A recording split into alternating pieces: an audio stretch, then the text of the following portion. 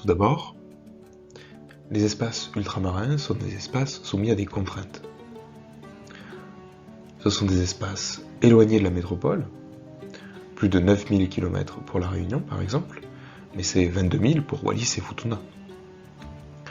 À part la Guyane, ce sont des îles qui connaissent des contraintes importantes, comme les risques liés au volcan, on pense au piton de la Fournaise à La Réunion par exemple, au cyclone, également à La Réunion, mais cela touche la plupart des territoires ultramarins français qui sont situés entre les deux équateurs. D'autres risques sont liés également, plus spécifiques, mais voilà pour les principaux. Les espaces ultramarins connaissent à la fois des difficultés, mais disposent également d'atouts. On va d'abord s'intéresser aux difficultés. Les espaces ultramarins connaissent des inégalités importantes avec la métropole. Le chômage y est extrêmement fort, 26% à La Réunion contre 10% en moyenne en France métropolitaine. L'éloignement des territoires ultramarins pénalise fortement leur économie.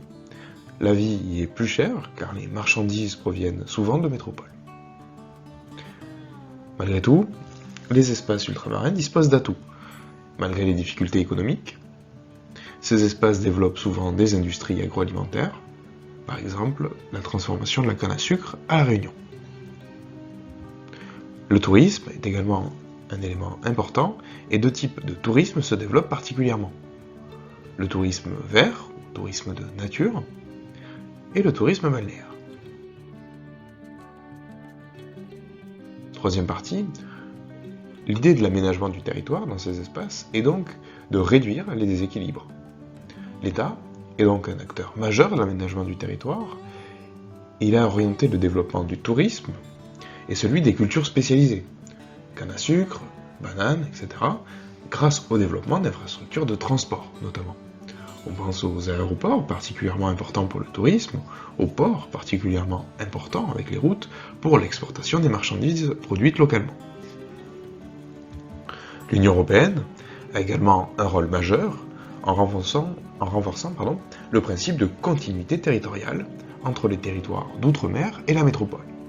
Ces territoires éloignés sont appelés régions ultra-périphériques et disposent donc de subventions pour aider à se développer.